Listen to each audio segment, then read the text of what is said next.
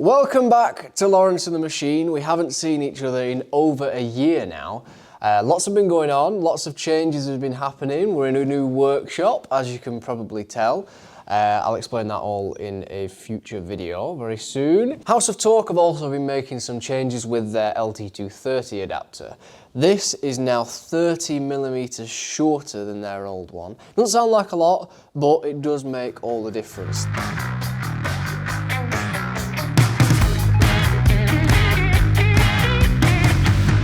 Since this is the first time I'm using this new adapter, I thought I'd make a little video on how it all goes together, how you fit it to the gearbox and how you fit it to the transfer box. It is quite simple, but Will does sometimes get some questions on it, so hopefully this video will clear any of those questions up. So, in the LT230 adapter kit from House of Talk, you will get the main event. This is the actual adapter. One side is to bolt to your transfer box, and one side is to go to your gearbox. I actually got that right, I only guessed. You will also get a shaft, which is a lovely piece of machinery, like that, and you'll get two bolt kits. One of them, this one, is to go onto your LT230, so that's the transfer box side, and one is to go onto your gearbox. So, it's very self-explanatory. Let's just bolt it together. Whoa, whoa, whoa, hold your horses, Laurence. Before we start putting bolts in, we need to fit the seal in the adapter, just like my hands are showing you just there. Make sure you get it the right way up and make sure you don't damage the seal putting it in either. The best way I've found is to get a large circular object, I'm using a socket in this case, and gently tap the seal in as evenly as you can. Sometimes it takes a few attempts, but you'll get it. And the final thing to make sure of is that it's seated all the way down. You should feel it stop moving after a while. Right, the next step is quite simple. It's installing the shaft onto the gearbox. But a lot of people have a lot of questions about this. It leaves them throwing their hands in the air, wondering why they ever started the job. So, all you need to do, get your shaft, push it onto the back of here. You think, oh, why do people have questions about that, Laurence? But the questions come when they grab hold of the end of the shaft and they wiggle it, because it moves. And it moves quite a lot, more than you'd expect.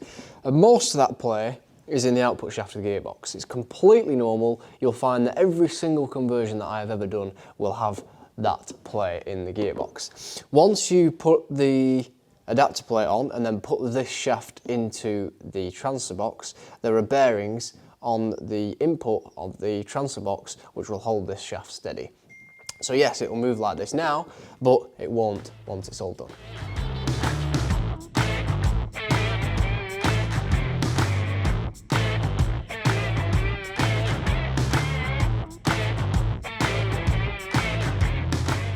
Just a note before I put the bolts in, if you're using the House of Talk engine and gearbox mounts in whatever setup you buy them in, this mount that you'll be sent slots over there and then clamps these two together. If you are using these, then you'll need to drill these two holes out.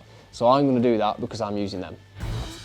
So all we're doing here is drilling the threads out of the adapter. I find a 10.5mm drill bit does it best.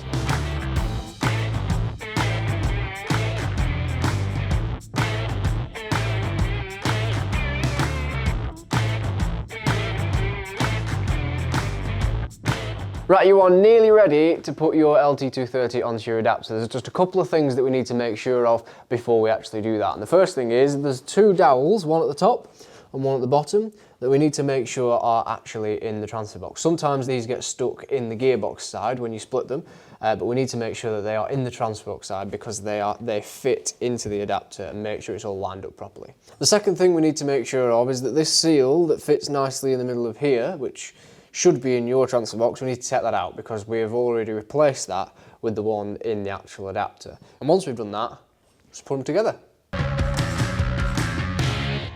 Right, I'm doing it on a bench, so I've brought the gearbox over to one side so that the transfer box can go on. You might be doing it in the car, in which case it'll be much easier. You'll just be able to lift it up and slide the shaft on. The other thing is, sometimes when you're putting it on the shaft, you might need to spin the outputs of the gearbox just to spin it round so that it'll locate. Because I'm doing this by myself, I'm going to try and make it look easy, but we'll see how easy that turns out to be.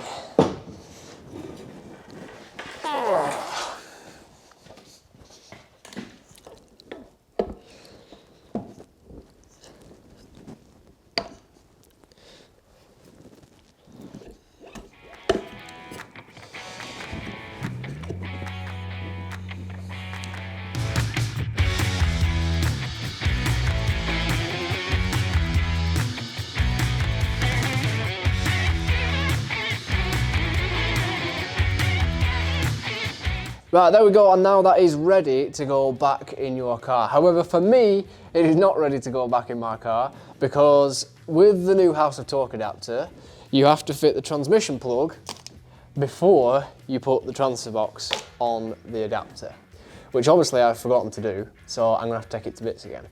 Saying that, just before I end the video, people always ask me why I like using the House of Torque adapter over everybody else's, and the reason, well, there's two reasons actually. One is that every time I need help with a conversion, Will is always there. I just send him a message and he'll help me out. He is very good like that. You don't get that customer support from anywhere else. And the second reason is more specific to the actual adapter. This adapter comes with two locating spigots, one for the BMW side and one for the Land Rover side. And that makes sure that everything all the way through here runs perfectly true. All the way through the output shaft of the gearbox, into the adapter shaft and into the LT230 input shaft, that is all perfectly aligned because of the machined ring that makes it all perfectly aligned. That is the reason why I always like to use the House of Torque adapters. This isn't the last you've seen of this gearbox and transfer box, however, because next time we're going to be trying to put this behind a TD5.